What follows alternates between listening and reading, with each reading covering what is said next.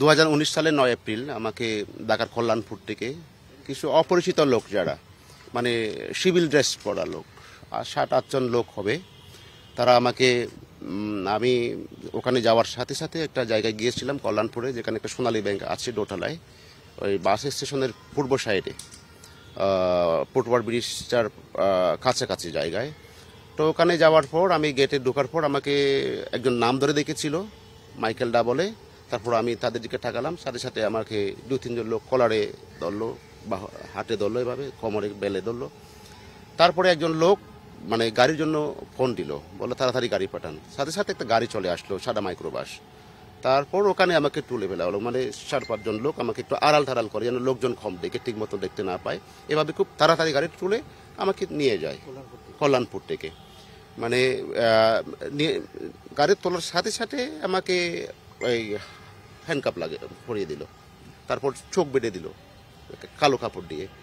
তারপরে আমাকে কিন্তু চোখ বাঁধার আগে আমি একটা ওয়াকি টকি দেখেছিলাম, মানে ওই ড্রাইভারের বাম পাশে যে সিটটা থাকে তার পেছনে একটা ওয়াকি টকি ছিল, একটা বড় ওয়াকি টকি। এটা নর্মালি আমাদের মানে যারা বিভিন্ন এজেন্সিস বা পুলিশ তারা ব্যবহার করে, এরকম আমি দেখি আর কি। ওই তারপরে আবার পেছনে একজন লোক বসা ছিল আমার শীতের পেছনে, ওখানে বেশ 8-10টা বাটন মোবাইল ফোন আমি শীতের উপর সরিয়ে ছিটিয়ে পড়ে থাকা দেখলাম।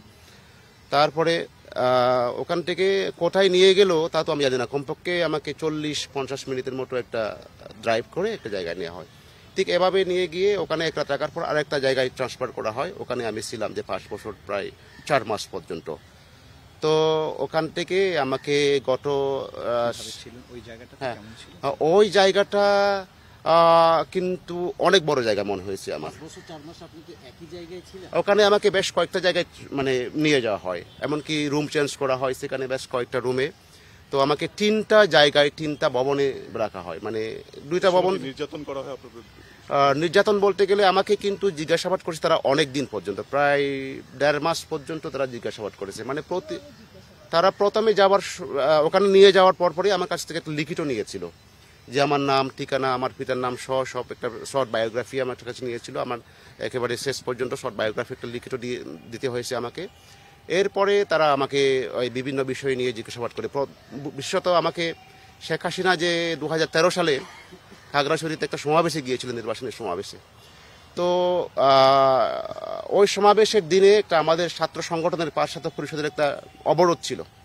এই অবরোধ থাকাতে সেদিন তার সমাবেশ 2টায় শুরু হওয়ার কথা থাকলেও কিন্তু লোকজন উপস্থিতি কম থাকায় 4টার দিকে শুরু করতে হয়।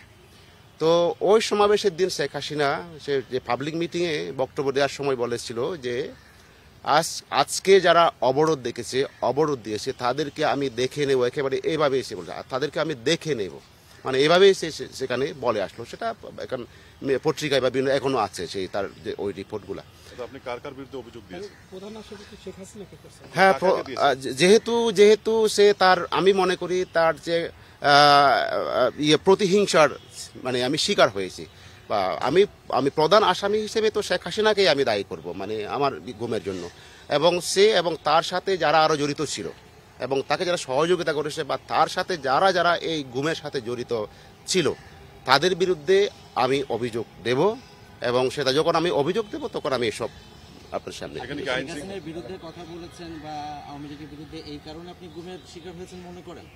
মূলত আমাকে এই একটা কেস কথা আমাকে বলেছে, খুব মানে স্ট্রংলি বলেছে, 3বার আমাকে এই কথাটা বলেছে। তারপর আরেকটা বলেছে হলো আপনার যে পার্বত্য চুক্তিটা আমরা কেন গ্রহণ করতে পারি নাই, এবং এই চুক্তিটা গ্রহণ করতে না পারা মানে হলো একটা সরকারের সিদ্ধান্তকে আপনারা গ্রহণ করতে পারেন না। মানে সরকারি সিদ্ধান্ত যেহেতু চুক্তিটা সরকার এবং জনসংঘর্ষ সমিতির সাথে হয়েছে, সুতরাং সরকার চুক্তিটা বিরোধিতা করা মানে হলো আপনার রাষ্ট্রবিরোধী অপরাধ। তো আমি তাদেরকে বলেছিলাম না, এটা তো আমি বিশ্বাস করি না, যেহেতু এটা তো আইনে এটা বলে না, আমাদের সংবিধান তো এটা বলে না, আমি কি গ্রহণ করব না করব বা আমি মানে কি, এটা তো আমাকে তো সেই অধিকার তো আমার আছে, মানে এইসব বিষয়ে আমি বললাম। যে যাই হোক, আমি মনে করি যে এটা মূলত মানে এসব তারা অন্য কষ্ট দেখিয়েছে, কিন্তু মূলত এটা শেখ হাসিনা যে খুন গুম করে মানুষকে যে তাদের যে প্রতিবাদ প্রতিরোধ যে সেটা ধ্বংস করে দেওয়ার জন্য, তাদের মানে ইয়ে করার জন্য, সে আজীবন ক্ষমতা থাকার জন্য এসব কাজগুলো তারা করেছে, মানে মানুষের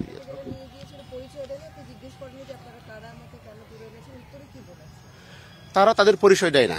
আপনার কাছে কি মনে হচ্ছে মানে এটা তারা নর্মালি মুখ ডাকা থাকে, যারা আমাকে ধরে তুলে নিয়েছে তারাও মানে এই মুখ ডাকা এইভাবে থাকে, কখনো তারা মুখ ডেকে না। কিন্তু আমি ওখানে থাকার সময় বেশ কয়েকবার জিজ্ঞাসা করছিলাম যে আপনারা কারা, কিন্তু যখন আমি প্রশ্ন করি ওরা রেগে যায় এবং তারা বলে যে আপনি যে প্রশ্ন করছেন দ্বিতীয়বার কাউকে আর প্রশ্ন করবেন না, এটা করলে আপনাকে ভুল বুঝবে এবং আপনার দুর্ভোগ বাড়বে আরো, মানে সে কথা তারা বলছে। কিন্তু আমাকে যখন জিজ্ঞাসাবাদের সময় নিয়ে যেত তখন আমাকে হ্যান্ডকাপ পরিয়ে দিত এবং চোখ বাঁধা থাকতো কাপড় দিয়ে, তারপর টুপি পরিয়ে দিত, লম্বা টুপি, তারপরে আরেকটা কাপড় দিয়ে চোখ বেঁধে দিত।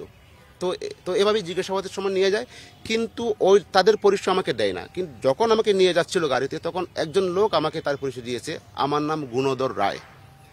তারপর ওখানে যাওয়ার পর ওই সেম লোক যখন বিভিন্ন সময় আমাকে জিজ্ঞাসাবাদ করতে আসতো তখন সে আমাকে বলতো দাদা কেমন আছো, তো আমি বলতাম আছি মোটামুটি। তারপর আমি তাকে বলতাম, জিজ্ঞাসা করতাম বারবার যে আপনি কেমন আছেন, তখন সে বলতো আলহামদুলিল্লাহ। তখন এই যে সে যে নামটা দিয়েছে গুণধর রায়, কিন্তু সে যখন তাকে বারবার প্রশ্ন করি যে কেমন আছেন আপনি, তখন সে আলহামদুলিল্লাহ যখন বলে, সে তো আর কোনো গুণধর রায় থাকে না। তো আমার বিশ্বাস যে সে আমাকে মানে আসল পরিচয় দেয়নি, ওইটা একটা ভিন্ন পরিচয় দিয়েছে। তো এটা পরীক্ষা করার জন্য আমি তাকে বারবার এই প্রশ্নটা করেছিলাম।